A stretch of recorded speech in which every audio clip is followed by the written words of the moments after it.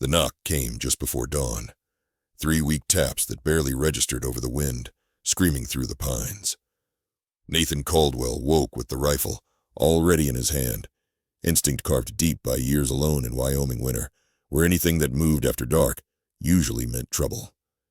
He'd heard coyotes scratch at his door before, heard bears testing the walls for weakness.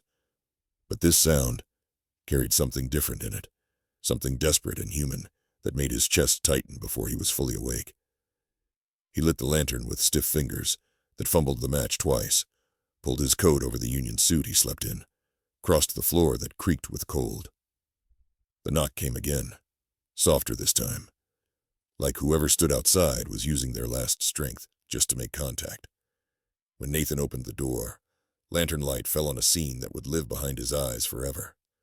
A woman stood there, skeletal thin in a way that spoke of weeks without proper food, holding an infant wrapped in a blanket so threadbare it barely qualified as fabric. Behind her, 3 children huddled in snow that came up to their knees, a girl maybe 9 years old with fierce protective eyes, and twin boys who couldn't have been more than 6, all of them barefoot with rags tied around their feet that had long since soaked through. Their faces were hollow, eyes enormous in a way that hunger created, that made children look ancient and knowing. The woman swayed. Nathan caught her before she fell, one arm around her waist, feeling bones through the thin dress. Her voice came out cracked, barely above a whisper. "Please, take my children." The words hit him like a fist. He pulled them inside without thinking, moved by something deeper than decision. Some part of him that remembered what it meant to care whether people lived or died. The children didn't cry, didn't speak. They just stood there in the warmth, with that terrible, silent hunger written on their faces. The kind of quiet that came when crying had stopped working, when there was no energy left for anything but breathing. Nathan kicked the stove door open, threw in logs with hands that shook slightly, pumped the bellows until flames roared, and heat began filling the small space. The woman collapsed into his only chair, the infant clutched against her chest, like something that might dissolve if she loosened her grip. The oldest girl pressed against her mother's side, small hand on her arm, watching Nathan with eyes that had learned to expect the worst from adults. "When did they last eat?" His voice came out rougher than he meant, throat tight with anger at whoever had let this happen. 4 days, real food, longer." Nathan's stomach turned. He looked at their faces and saw his own son Daniel, dead 3 years now, buried next to Margaret in the frozen ground behind the cabin. Saw the way hunger had carved them hollow, the way their skin stretched tight over bones, the way they leaned toward the stove like flowers leaning toward sun, because warmth was the closest thing to salvation they'd felt in days. "I knocked every door in Silver Bend," the woman continued, voice barely audible over the fire's crackle. "Yours was the last light burning."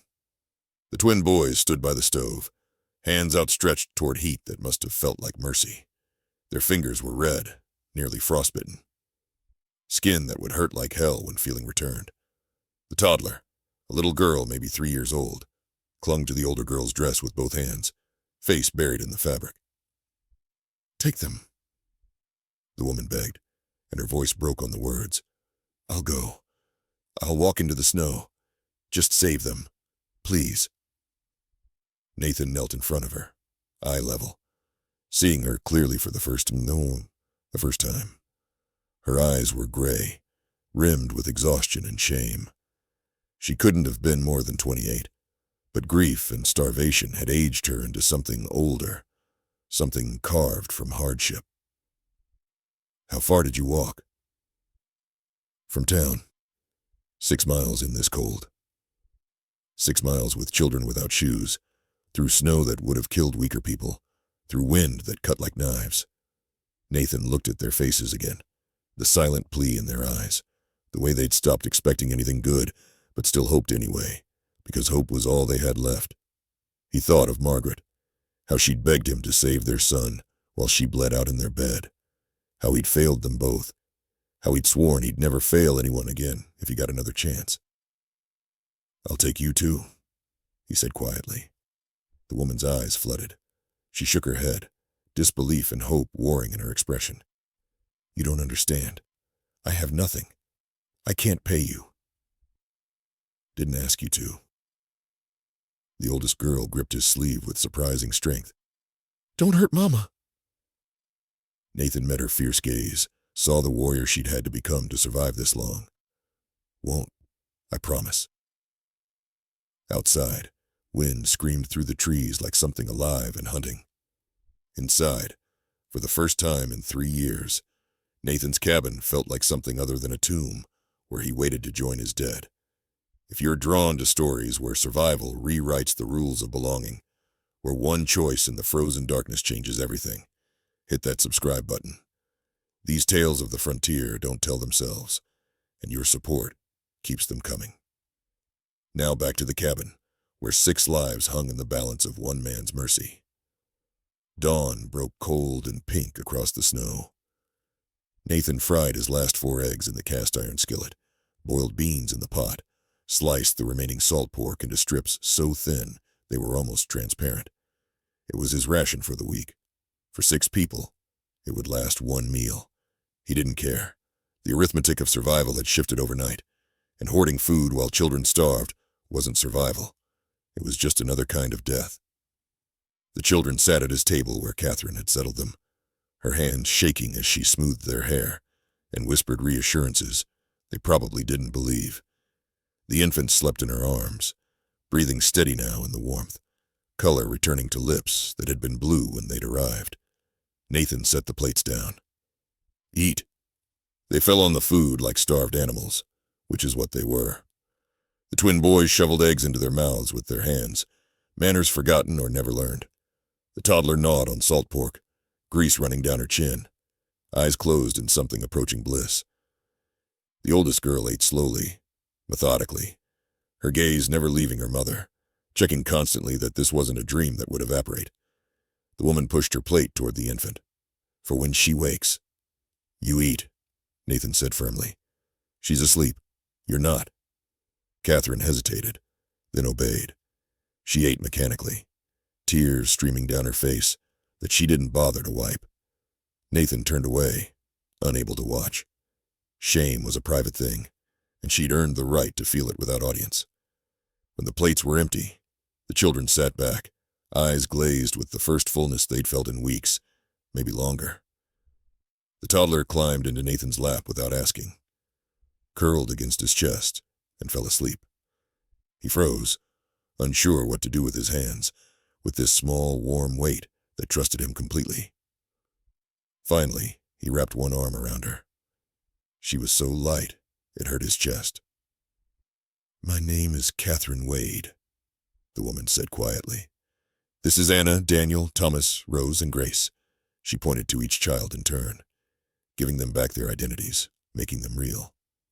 Nathan Caldwell. Why are you doing this, Mr. Caldwell? Nathan looked at the sleeping child in his arms, felt her heart beating against his ribs. Because somebody should have done it sooner. Catherine's face crumpled. She covered her mouth, shoulders shaking. Anna moved to her mother's side, small hand on her back, fierce protector even at 9 years old. Nathan waited until Catherine composed herself, giving her time to gather the pieces. What happened? My husband died 7 weeks ago. Her voice came out flat, empty of inflection. Fever. The town doctor wouldn't come without payment up front.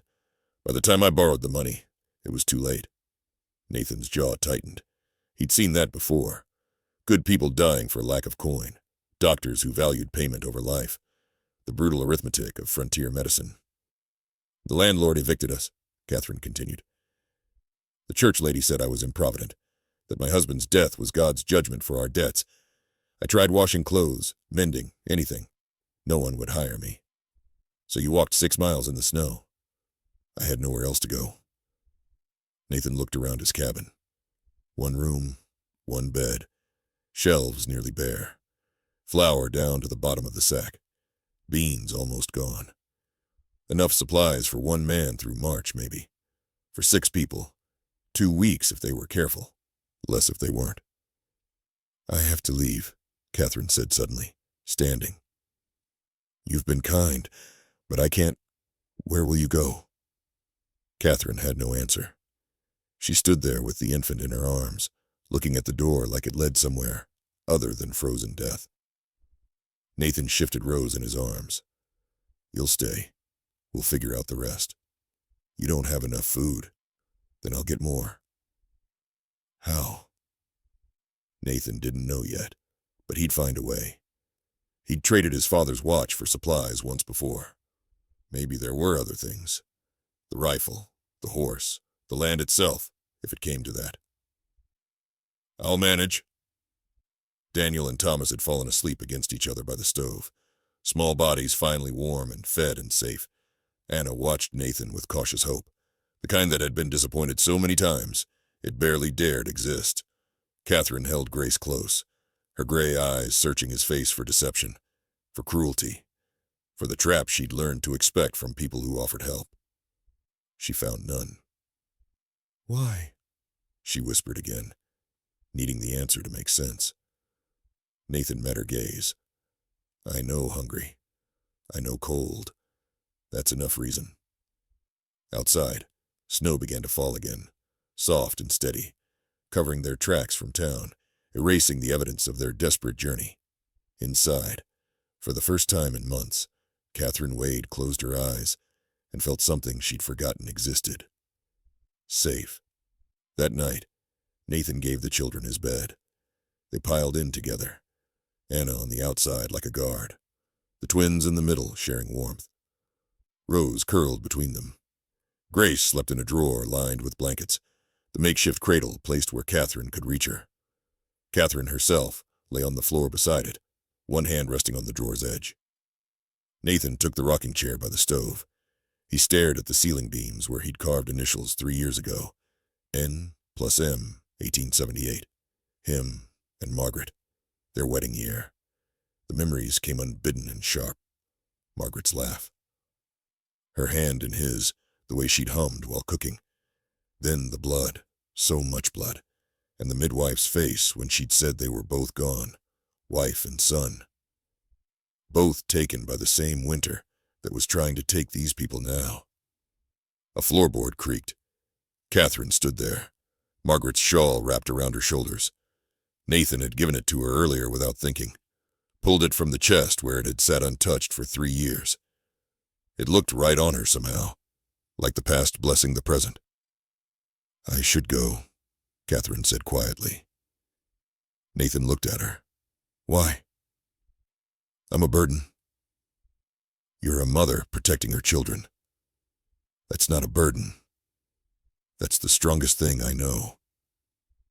Catherine shook her head, disbelief written in every line of her face. "The town called me shameless for begging, said if I was a decent woman, God would have provided." Nathan's anger flared hot and sudden. "God did provide. He sent you here." Catherine's eyes widened. She pulled the shawl tighter as if it could shield her from kindness she didn't know how to accept, from hope she didn't dare believe in. "I can work," she said. "I can mend, cook, clean. I can earn our keep. You already did." "How?" Nathan gestured at the cabin, the sleeping children, the fire crackling, the sense of life that hadn't existed 12 hours ago. "You woke this house up, made it remember what it was built for." Catherine sank into the chair across from him. Grace stirred in her drawer cradle, and Catherine rocked her gently with one foot, the motion automatic, maternal, ancient. "My husband was a good man, worked hard, loved his children, but he trusted the wrong people, made bad deals. When he died, the debts fell to me. That's not your fault. The town thinks it is. The town's wrong." Catherine looked at him, really looked, seeing past the rough exterior to whatever lay beneath. "You lost someone." It wasn't a question. Nathan nodded. "My wife Margaret, my son Daniel, 3 winters ago. I'm sorry. So am I." They sat in silence, 2 people carved hollow by loss, filling the quiet with shared understanding that needed no words. Finally, Catherine asked, "What will we do about food?" "I'll go to town tomorrow. Trade for supplies. With what? Nathan touched the pocket watch in his vest, his father's, the only valuable thing left. I'll manage. Catherine opened her mouth to protest, then closed it. She was learning slowly that accepting help wasn't weakness, that sometimes survival meant letting others carry part of the weight. Outside, wolves howled closer than usual. Nathan stood, checked his rifle. Catherine tensed, fear sharp in her eyes. They won't come near the cabin, Nathan said. Not with the fire going. But he heard the lie in his own voice. Wolves were getting bolder, hungrier, desperate from the long winter. He'd need to reinforce the chicken coop before they lost what little livestock he had. Catherine rose, moved to the bed where her children slept. She smoothed Anna's hair, adjusted Thomas's blanket, touched each small face with infinite tenderness. When she turned back, Nathan saw tears on her cheeks catching firelight. Thank you, she whispered. Nathan nodded. Words felt insufficient for what was happening here, for the way survival was transforming into something more. Catherine returned to her spot on the floor. Nathan added wood to the stove, settled back in the rocking chair. The initials above him caught the firelight. N+M. Maybe Margaret had sent Catherine here. Maybe this was forgiveness, a second chance at the family he'd lost. Or maybe it was just survival. 2 broken people, and 5 starving children in one cabin against the cold. Either way, Nathan thought, as sleep finally took him, he'd see it through to the end. 10 days passed like slow thaw. The cabin transformed under Catherine's hands. She mended torn curtains, swept floors until they gleamed, organized Nathan's haphazard supplies with ruthless efficiency. Anna learned to bake bread from dwindling flour, her small hands mimicking her mother's movements. The twins stacked firewood under Nathan's patient instruction, competing to see who could stack straighter. And Rose followed Nathan everywhere, small shadow attached to his heels. Mr. Nathan, she called him, tugging his sleeve when he split logs, climbing onto his lap during meals, falling asleep against his shoulder each evening. Nathan felt something crack open in his chest every time she said his name, every time she trusted him with her small, warm weight. Catherine watched from the kitchen, Grace propped on her hip, a small smile playing at her lips. Nathan caught her looking once, and she blushed, turning back to her work. The attraction was there, unspoken but undeniable, growing in the spaces between words. Their hands brushed, reaching for the same cup. Their eyes met across the room and held a beat too long. At night, lying in their separate spaces, both lay awake listening to the other breathe. But survival came first. Romance was a luxury they couldn't afford, not with supplies dwindling and winter showing no signs of releasing its grip. On the 10th night, Nathan counted what remained. 2 cups of flour, half a sack of beans, cornmeal for maybe 4 more meals. He'd have to go back to town, and this time, he had nothing left to trade. Catherine found him at the table, head in his hands. How bad? Bad. She sat across from him. There's work in town I could... No, they humiliated you once. Won't let them do it again. Catherine's jaw tightened. I'm not fragile. Didn't say you were. Then let me help. Nathan looked at her. This woman who'd walked 6 miles in snow to save her children, who worked from dawn to dusk without complaint, who'd survived loss and shame and kept going. She wasn't fragile. She was steel wrapped in skin. I'll figure something out, Nathan said. We'll figure something out, Catherine corrected. Anna appeared in the doorway, barefoot and sleepy. Are we leaving? No, sweetheart, Catherine said quickly. Go back to bed. I heard you talking about food. Nathan's throat tightened. The girl was too young to carry such worry. We're not leaving. This is home now. Anna studied him with those old, wise eyes. Promise? Promise. She nodded, satisfied, and returned to bed. Nathan and Catherine sat in the firelight, the weight of that promise settling over them like snow. I'll go to town tomorrow, Nathan said. See if Henderson will extend credit. He won't? Then I'll find someone who will. Catherine reached across the table and covered his hand with hers. Her palm was rough from work, warm from the fire.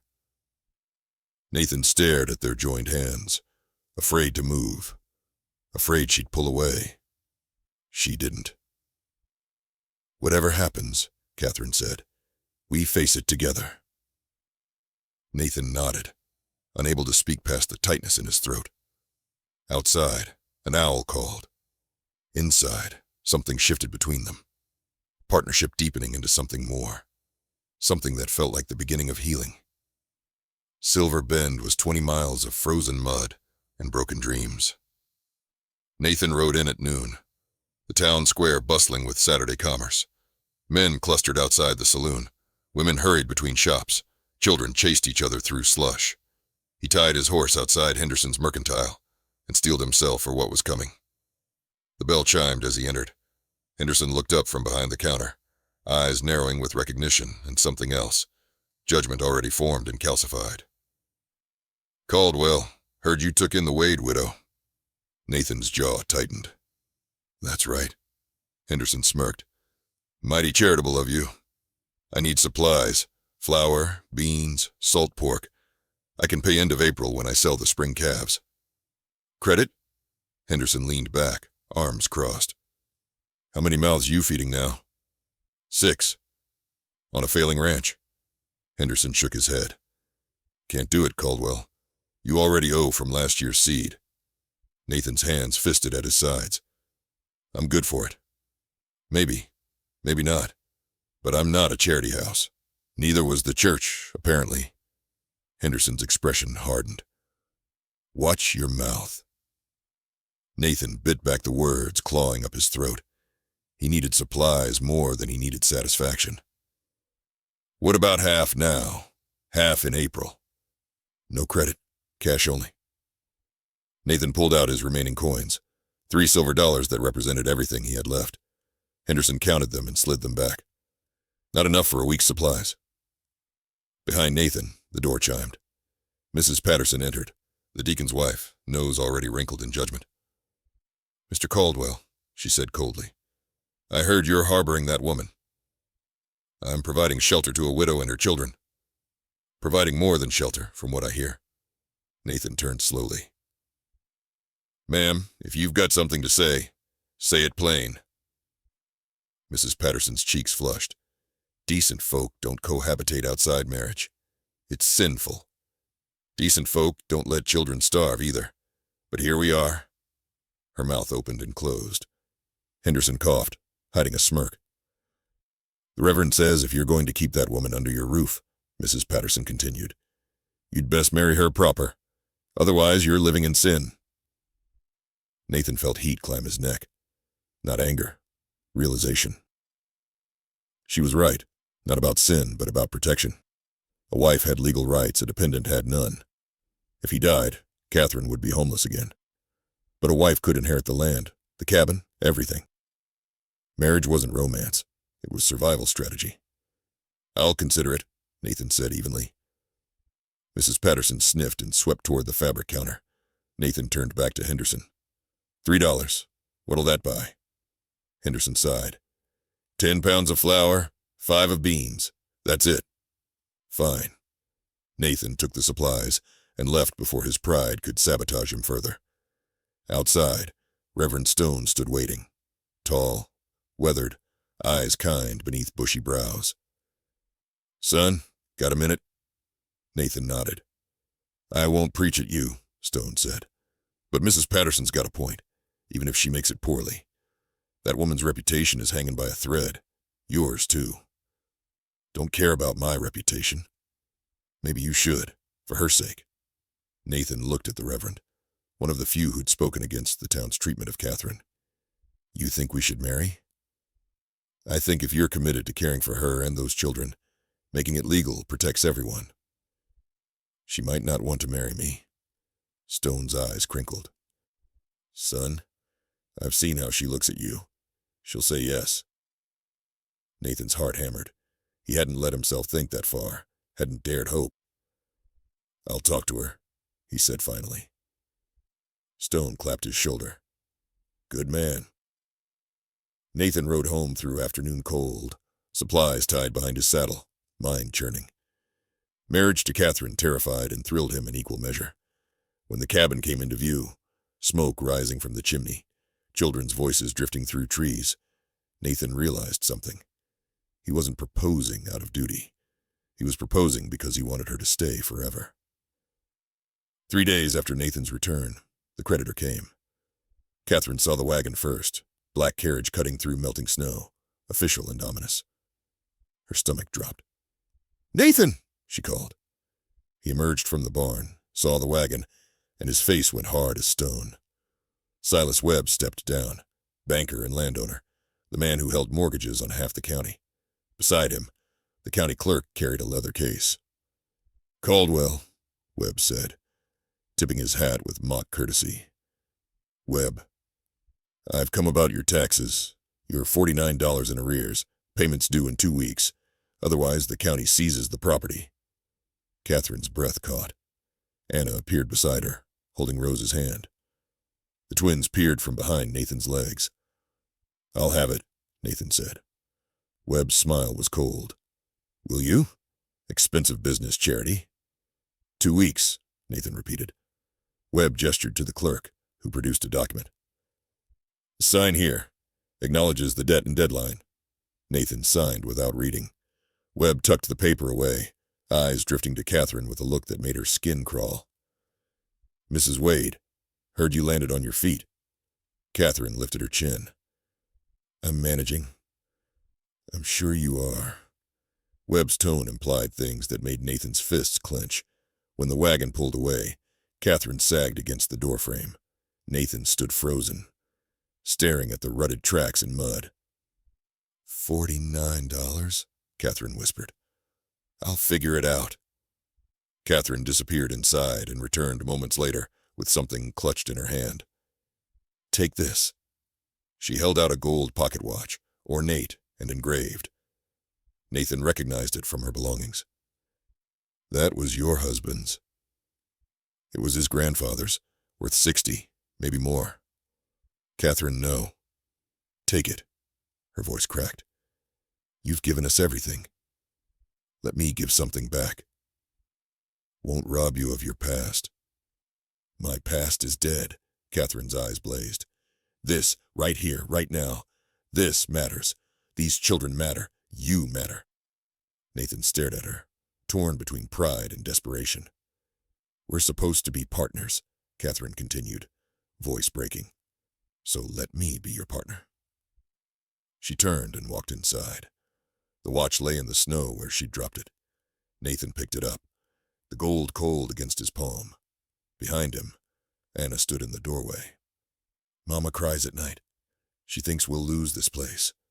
Lose you. You won't."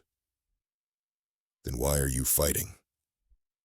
Nathan looked at the watch, at the cabin, at this child who'd become his in everything but name. "Because I don't know how to let people help me." Anna nodded, old beyond her years. "Maybe you should learn." That night, Nathan and Catherine didn't speak. She slept with the children. He sat by the stove, the watch heavy in his pocket. At dawn, he found Catherine in the kitchen, mechanically kneading dough. "I'll sell the horse," Nathan said. "She's worth 70, enough for the taxes and supplies through spring." Catherine looked up, eyes red. "That's your only transportation." "We'll manage." He crossed the room and cupped her face in his rough hands. "We're partners." "Yes." "Then we decide together." Catherine nodded, tears spilling over. Nathan kissed her forehead, gentle, reverent. Outside, wolves howled. Inside, 2 people made peace with sacrifice. The blizzard came from nowhere, a late winter monster that turned the world white in minutes. Nathan had ridden to town at dawn to sell the horse. Catherine waited by the window, Grace in her arms, watching snow pile against the glass. By noon, visibility dropped to nothing. "He'll wait it out in town," Anna said, trying to sound confident. But Catherine knew better. Nathan wouldn't leave them alone in a storm. He'd ride through hell to get home. She was right. At 2 o'clock, a shape emerged from the whiteout. Nathan on foot, leading the horse through drifts that reached his thighs. Catherine threw open the door, and he stumbled inside, ice crusting his beard and eyebrows. "You sold her?" Catherine asked. Nathan nodded, fumbling with frozen fingers to pull money from his coat. 74. We're clear. Catherine grabbed blankets, stripped his wet coat, rubbed his hands between hers. The children huddled close, trying to help. "You could have died," Catherine whispered. "Told you. We don't lose each other." The storm raged for 3 days. They burned through wood faster than expected. Food ran low. But they were together, and that mattered more than comfort. On the second night, Nathan found Catherine in the rocking chair, staring at the fire. "I've been thinking," she said quietly, "about what we're doing here, this arrangement." Nathan's stomach clenched. "If you want to leave, I don't." Catherine looked at him. "But we can't keep pretending this is temporary. The children are settling. Anna's learning to read. The boys follow you everywhere. Rose calls you Papa when she thinks no one's listening." Nathan's throat tightened. "And the town thinks we're living in sin. Maybe they're right." "You want to leave?" Nathan said the words like ash. "No." Catherine stood and moved closer. "I want to stay properly, legally. I want those children to have your name, your protection. I want—" She faltered. Nathan waited, heart hammering. "I want to be your wife," Catherine finished. "Not because I owe you, not because it's practical. Because when I look at you, I see the man I want to build a life with." Nathan's heart stopped.